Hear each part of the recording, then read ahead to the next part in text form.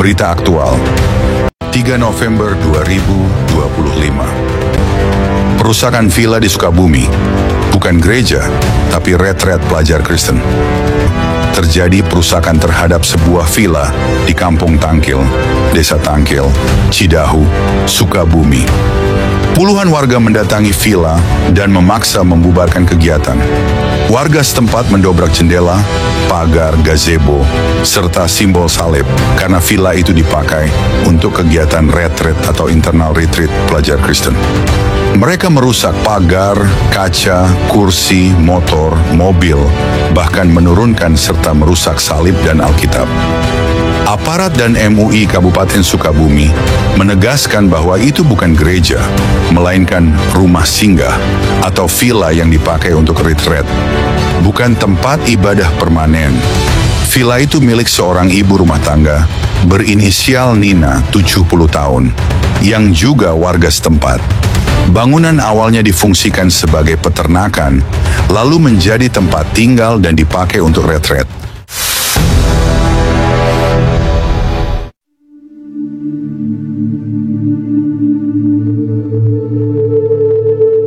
Shalom, saudara-saudari terkasih dalam Kristus. Ketika sebuah rumah yang dipakai untuk berdoa dianggap sebagai ancaman, ketika salib dijatuhkan dari tembok bukan oleh gempa bumi, tetapi oleh tangan-tangan manusia yang menolak kehadiran Tuhan, di Sukabumi, sebuah rumah milik warga Kristen dipakai untuk retret, untuk membina iman, untuk berdoa, bernyanyi, dan merenung. Bukan pesta, bukan kekacauan, tapi ibadah. Tapi yang terjadi selanjutnya adalah pemandangan yang menyayat. Salib dicopot paksa, kaca dipecahkan, kursi dibalikkan, anak-anak kecil diseret keluar dari persekutuan kasih. Pertanyaannya, apakah kita hidup di negeri yang menjunjung kebebasan beragama? Atau kita sedang mundur perlahan ke zaman kegelapan, di mana salib harus disembunyikan dan doa hanya boleh dilantunkan jika dapat izin? Apa kata firman Tuhan? Di mana 2 atau 3 orang berkumpul dalam namaku, di situ aku ada di tengah-tengah mereka. Matius 18 ayat 20. Tuhan tidak membutuhkan gedung megah. Ia hadir di kamar doa, di ruang tamu, di teras rumah, selama ada hati yang berseru kepadanya. Ibadah bukan soal tempat, tapi soal hadirat. Jika sebuah rumah menjadi tempat penyembahan, itu adalah kehormatan, bukan pelanggaran. Apa kata konstitusi? Pasal 29 ayat 2 UUD 1945 menyatakan, negara menjamin kemerdekaan tiap-tiap penduduk untuk memeluk agamanya masing-masing dan untuk beribadat menurut agama dan kepercayaannya itu. Apakah ini hanya kata-kata di atas kertas? Atau kita sungguh-sungguh menjamin kebebasan itu? Jika sebuah rumah dipakai untuk menyembah Tuhan, apakah kita akan berkata, kamu melanggar hukum karena tidak punya izin? Apakah berdoa sekarang harus minta izin RT dulu? Yesus pun pernah ditolak di rumahnya sendiri. Anak manusia tidak punya tempat untuk meletakkan kepalanya. Lukas 9 ayat 58. Yesus tahu rasanya ditolak. Ia tidak punya gedung. Ia tidak punya surat izin mendirikan ibadah. Ia hanya punya rumah-rumah orang percaya. Dan disitulah kekristenan lahir. Gereja mula-mula dimulai di rumah-rumah. Roma 16 ayat 5, Kisah Para Rasul 2 ayat 46. Jadi, jika hari ini rumah dipakai untuk beribadah, kita sedang kembali ke akar iman yang murni. Tapi mengapa orang takut dengan doa? Karena terang selalu mengusik kegelapan, karena salib mengganggu roh-roh jahat, karena doa membakar dosa yang tersembunyi. Itu sebabnya mereka benci, bukan karena volume, bukan karena keramaian, tapi karena isi doa itu adalah kehidupan, dan dunia yang mati tidak tahan melihat kehidupan. Saudara, hari ini banyak orang bersembunyi di balik kata, maaf, rumah ini belum punya izin ibadah. Tapi izinkan saya tanya, apakah ibadah perlu izin manusia atau hanya restu dari Tuhan? Yesus tidak pernah mengajarkan bahwa kita hanya bisa menyembah di tempat berizin. Percayalah kepadaku, saatnya akan tiba bahwa kamu akan menyembah Bapa, bukan di gunung ini atau di Yerusalem, tetapi di dalam roh dan kebenaran. Yohanes 4 ayat 21-23.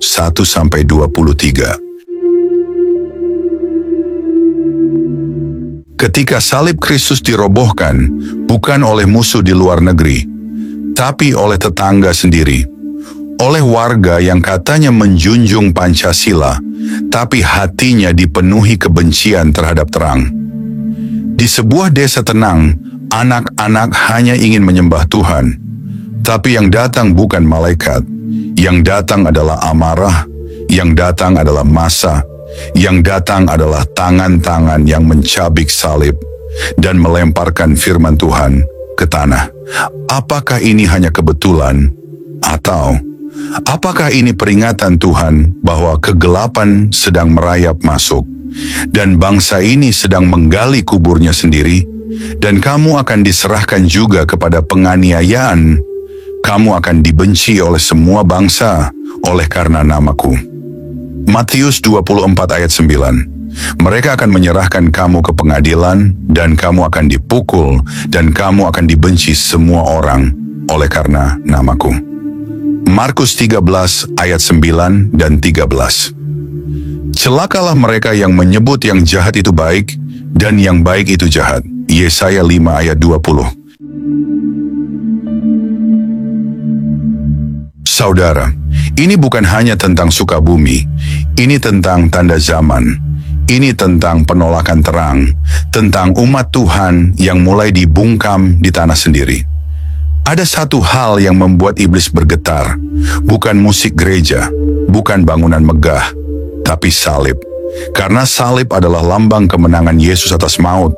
Itu sebabnya salib itu dihancurkan, karena roh-roh jahat di daerah itu sedang memberontak. Dan mereka tahu, selama salib masih berdiri, mereka tidak akan pernah menang. Bangsa ini sudah mulai berubah. Dulu, Indonesia dikenal dengan toleransi, tapi hari ini, orang mau menyembah Tuhan dianggap ancaman. Anak-anak yang berdoa dianggap pelanggaran. Salib dianggap provokasi. Apakah kita sudah lupa bahwa negeri ini berdiri di atas darah para martir dan semangat kebebasan beragama? Bangsa yang mulai membenci salib sedang mendekatkan dirinya pada kutuk. Berbahagialah bangsa yang Allahnya ialah Tuhan, suku bangsa yang dipilihnya menjadi milik pusakanya. Mazmur 33 ayat 12. Tapi jika Allah bukan lagi Tuhan bangsa ini, jika salib dianggap musuh, jika gereja dibubarkan, jika anak-anak Tuhan dibungkam, maka kutuk akan datang. Bukan dari luar, tapi dari dalam. Aku akan mengalihkan wajahku dari mereka, supaya mereka ditelan oleh musuh.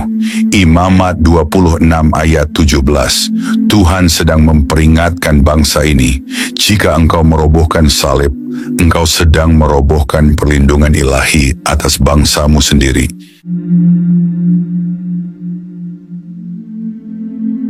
Saudara, bayangkan menjadi anak berumur 10 tahun yang hanya ingin menyanyikan lagu rohani, tapi pintu dihancurkan, kaca dilempar, dan salib yang dia peluk dalam doa diinjak. Suara siapa yang akan membela mereka?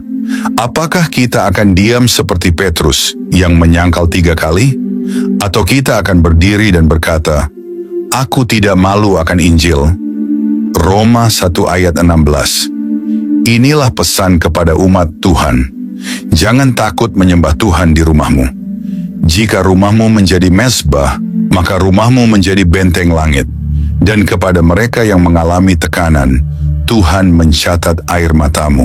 Dia melihat ketidakadilan, dan dia akan membela. Ia akan membela perkara mereka, dan membalas kepada para penindas mereka. Amsal 22 ayat 23. Bangkitlah umat Tuhan, jangan diam. Jika satu salib dirobohkan, dirikan 10 lagi. Jika satu tempat ibadah ditutup, ubahlah rumahmu menjadi mezbah doa. Karena semakin dunia membenci salib, semakin salib bersinar. Dan satu hal pasti, Yesus tidak akan tinggal diam. Sebab ia berkata, "Pembalasan itu adalah hakku, akulah yang akan menuntut pembalasan." Ibrani 10 ayat 30, dan inilah peringatan kepada para penganiaya. Jika engkau merobohkan salib, engkau sedang membangunkan murka Tuhan. Tuhan tidak akan selamanya diam. Akan datang saatnya di mana yang mengejar akan dikejar, yang menghancurkan akan dihancurkan. Jangan sesat. Allah tidak membiarkan dirinya dipermainkan. Apa yang ditabur orang, itu juga yang akan dituainya. Galatia 6 ayat 7.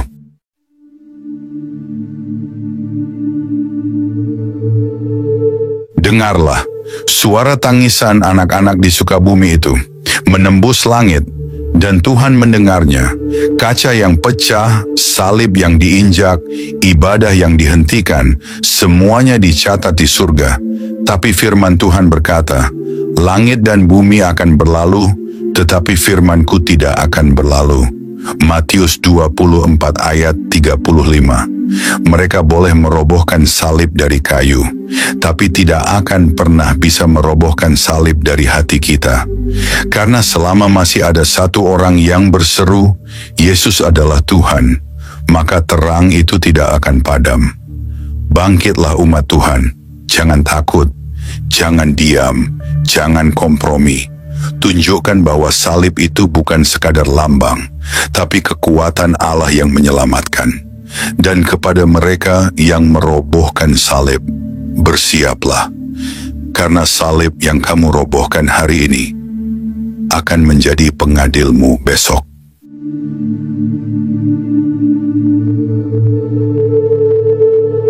Shalom saudara-saudari terkasih, selamat datang kembali di Renungan Malam God's Voice. Di tengah keheningan malam, ketika dunia mulai terlelap, marilah kita menyediakan hati dan pikiran kita untuk menerima sentuhan kasih Tuhan. Malam ini, biarlah suaranya yang lembut menuntun dan menguatkan kita melewati segala pergumulan yang mungkin belum selesai. Mari kita berdoa. Bapa di surga, terima kasih untuk anugerah-Mu yang tak pernah berhenti menyertai kami sepanjang hari ini. Kini, saat malam tiba, kami datang untuk berdiam di hadapan-Mu. Tuhan, sucikan hati kami, dan biarlah Roh Kudus-Mu hadir, serta berbicara lewat setiap firman yang kami renungkan malam ini. Tolong kami untuk memahami kebenaran-Mu, menerima teguran-Mu, dan dikuatkan oleh kasih-Mu. Kami serahkan waktu ini ke dalam tangan-Mu sepenuhnya. Dalam nama Tuhan Yesus Kristus, kami berdoa. Amin.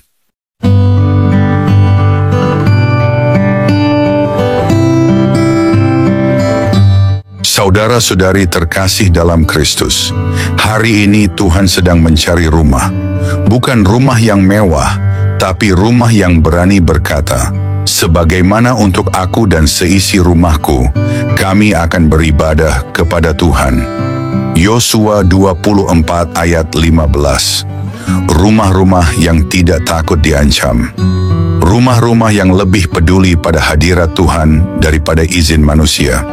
Dan kepada mereka yang mencoba menutup pintu-pintu rumah Tuhan, ingatlah, Tuhan tidak butuh izin untuk masuk, tapi dunia ini butuh izinnya untuk tetap hidup. Dengarkan baik-baik, wahai bangsa ini. Jika rumah untuk menyembah Tuhan dianggap pelanggaran, maka sebenarnya bangsa ini sedang menolak hadiratnya sendiri. Jika doa dianggap ancaman, jika salib dianggap gangguan, jika ibadah dianggap ilegal, maka siapa yang sesungguhnya kita puja, dan kepada siapa bangsa ini sedang sujud? Jangan tertipu, ini bukan soal izin, ini bukan soal prosedur, ini adalah peperangan rohani. Iblis tidak takut rumah biasa, tapi dia gemetar saat rumah berubah menjadi mezbah, karena setiap doa yang dinaikkan di ruang tamu menggetarkan neraka. Setiap nyanyian pujian dari anak-anak kecil menghancurkan rencana kuasa gelap di atas negeri ini. Jika rumah-rumah orang benar dipaksa tutup, jika suara ibadah dibungkam, jika salib dihina dan firman Tuhan diinjak, maka jangan heran jika negeri ini perlahan kehilangan perlindungan ilahi. Karena ketika Tuhan tidak lagi disambut di rumah, maka penghancur akan masuk tanpa undangan. Celakalah mereka, sebab mereka telah menolak hukum Tuhan semesta alam dan menghina firman yang Maha Kudus. Yesaya 5 ayat 24. Dengarkan ini, wahai bangsa-bangsa, ketika salib dirobohkan di negeri ini, itu bukan hanya serangan terhadap umat Kristen. Itu adalah deklarasi perang terhadap Tuhan sendiri. Kau pikir itu hanya kayu? Kau pikir itu hanya simbol? Tidak, itu adalah bendera kerajaan sorga. Dan ketika engkau menjatuhkannya ke tanah, engkau sedang berkata kepada langit, kami tidak mau Tuhan memerintah atas kami. Lukas 19 ayat 14. Tapi ingatlah ini, langit adalah tahtaku dan bumi adalah tumpuan kakiku. Yesaya 66 ayat 1. Kau bisa robohkan salib dari tanah, tapi tidak dari takhta kekal. Bangsa yang menghina salib akan dipermalukan di hadapan bangsa-bangsa. Karena jika negeri ini mulai mengusir nama Yesus, maka ia juga akan menarik perlindungannya. Dan ketika Tuhan menarik tangannya, siapa yang akan melindungi kita? Bukan Tentara Nasional Indonesia, bukan aparat, bukan hukum, karena jika Tuhan melawan, siapa yang bisa bertahan?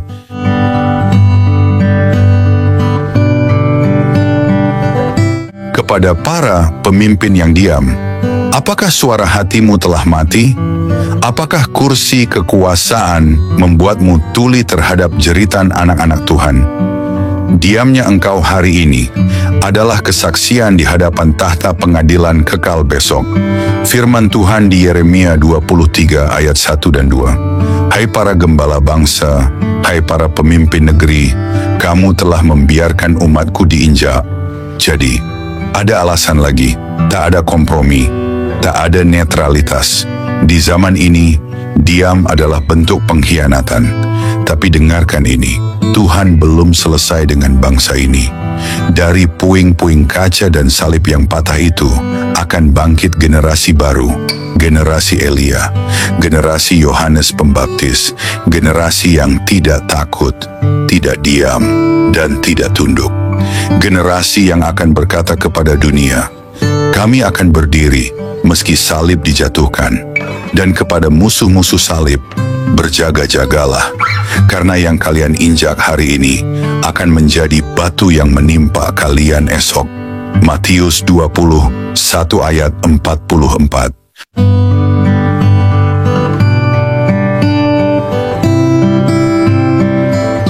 Mereka boleh robohkan salib, tapi mereka tidak bisa membungkam suara kita. Bangkitlah umat Tuhan, bukan untuk kekerasan, tapi untuk keteguhan iman. Jika salibmu dicopot, pasang salib yang lebih besar. Jika rumahmu dibubarkan, dirikan mezbah di setiap hati. Karena kerajaan Tuhan tidak dibangun dari izin dunia, tapi dari keberanian hati yang tidak mau kompromi. Biarkan dunia berkata kita melanggar, asalkan surga mencatat bahwa kita tetap setia. Karena lebih baik rumah disegel oleh manusia daripada disangkal oleh Tuhan. Dan biarlah seluruh langit dan bumi tahu, rumah kami akan tetap menjadi tempat bagi namanya ditinggikan. Mari katakan bersama-sama, Yesus tetap Tuhan, salib tetap berdiri, dan Indonesia tetap milik Tuhan. Mari kita berdoa. Bapa kami yang penuh kasih, di keheningan malam ini kami datang dengan hati yang penuh syukur. Setelah melewati satu hari yang penuh kesibukan, kami ingin berhenti sejenak, mengangkat mata kami ke surga, dan mengucapkan terima kasih kepadamu. Terima kasih Tuhan untuk nafas kehidupan yang Engkau berikan sejak fajar menyingsing. Terima kasih untuk setiap langkah yang dapat kami jalani, untuk setiap tugas yang dapat kami selesaikan, dan untuk setiap perjumpaan yang Kau izinkan terjadi hari ini. Bahkan di tengah kelelahan, kami melihat kebaikan-Mu menyertai kami dalam setiap detik kehidupan. Di malam yang hening ini, kami datang kepadamu dengan hati yang terbuka dan jiwa yang haus akan hadirat-Mu. Setelah mendengar firman-Mu yang hidup, kami terdiam dalam kekaguman. Betapa besarnya kasih-Mu, betapa dalamnya belas kasihan-Mu yang tak berkesudahan. Tuhan, malam ini kami menyerahkan seluruh isi hati kami di hadapan tahta-Mu. Segala beban yang kami pikul, segala luka yang tersembunyi, setiap dosa yang begitu sering kami abaikan, kami letakkan semuanya di kaki-Mu. Ajari kami untuk tidak lagi berpaling. Ajari kami untuk mencintai-Mu dengan segenap hati, segenap jiwa, segenap akal budi kami. Tuhan, malam ini kami tidak ingin hanya menjadi pendengar. Biarlah firman-Mu mengakar dalam hidup kami, menembus kerasnya hati kami, membangkitkan jiwa kami yang lesu, dan membakar roh kami dengan api dari surga. Jika ada jalan dalam hidup kami yang bengkok, luruskanlah Tuhan. Jika ada bagian hati kami yang beku, cairkanlah dengan kasih-Mu. Jika ada keputusan yang salah, tuntunlah kami kembali ke jalan kebenaran. Ya Tuhan, dalam keheningan malam ini, kami rindu berpisik di hadapan-Mu. Ambillah seluruh hidup kami, bentuklah kami seturut gambar-Mu. Jadikan hidup kami alat bagi kemuliaan-Mu, bukan untuk ambisi kami sendiri. Ajari kami menghitung hari-hari kami, supaya kami beroleh hati yang bijaksana. Ajari kami untuk hidup dengan kesadaran bahwa waktu ini singkat dan kekekalan itu nyata. Tuhan, dalam gelapnya dunia ini, nyalakanlah terang-Mu dalam hidup kami. Jadikan kami pelita yang tidak padam, saksi yang tidak malu memberitakan nama-Mu. Ketika dunia menawarkan godaan, kuatkan hati kami untuk tetap setia. Ketika badai datang, peluklah kami dengan damai-Mu yang melampaui segala akal. Ketika tubuh ini lemah, jadilah kekuatan kami. Ketika jiwa ini letih, jadilah penghibur kami. Bapa, kami tahu tanpa Engkau, kami tidak mampu. Tanpa kasih-Mu, kami kosong. Tanpa Roh-Mu, kami kering dan mati. Oleh sebab itu malam ini kami berseru, jangan pernah tinggalkan kami Tuhan. Jangan biarkan kami berjalan setapak pun tanpa penyertaan-Mu. Sebab satu hari di pelataran-Mu lebih baik daripada 1000 hari di tempat lain. Tuhan, mungkin ada banyak hal yang belum sempurna, banyak rencana yang belum tercapai, tetapi malam ini kami memilih untuk bersyukur. Karena kami tahu, tangan-Mu tetap bekerja, bahkan saat kami tidak melihatnya. Kami percaya segala sesuatu yang terjadi hari ini ada dalam kendali-Mu yang penuh kasih. Terima kasih untuk kekuatan saat kami merasa lemah. Terima kasih untuk penghiburan saat kami hampir menyerah. Terima kasih untuk damai-Mu yang melingkupi hati kami, bahkan di tengah kekacauan. Segala sesuatu yang kami alami hari ini, suka maupun duka, adalah bagian dari rencana-Mu yang indah. Ajari kami untuk melihat bahwa setiap momen dalam hidup kami adalah anugerah. Ajari kami untuk selalu ingat bahwa tanpa-Mu kami tidak bisa berbuat apa-apa. Bapa yang setia, ajari kami untuk tetap rendah hati, untuk tetap bergantung pada-Mu dalam segala hal. Ajari kami untuk tidak sombong atas keberhasilan dan tidak putus asa dalam kegagalan. Kini saat malam melingkupi kami, biarlah hadirat-Mu menjadi naungan kami.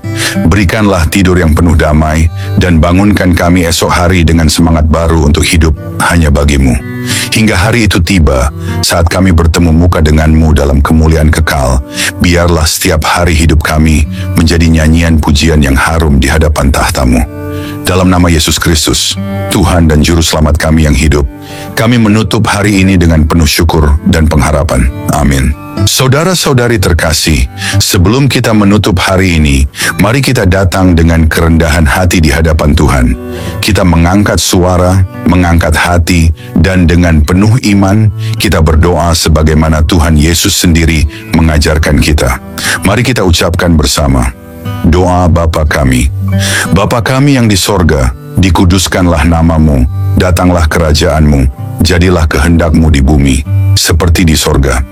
Berikanlah kami pada hari ini makanan kami yang secukupnya, dan ampunilah kami akan kesalahan kami, seperti kami juga mengampuni orang yang bersalah kepada kami. Dan janganlah membawa kami ke dalam pencobaan, tetapi lepaskanlah kami daripada yang jahat, karena Engkaulah yang mempunyai kerajaan dan kuasa dan kemuliaan sampai selama-lamanya. Tuhan memberkati engkau dan melindungi engkau. Tuhan menyinari engkau dengan wajah-Nya dan memberi engkau kasih karunia. Tuhan menghadapkan wajah-Nya kepadamu dan memberi engkau damai sejahtera. Amin.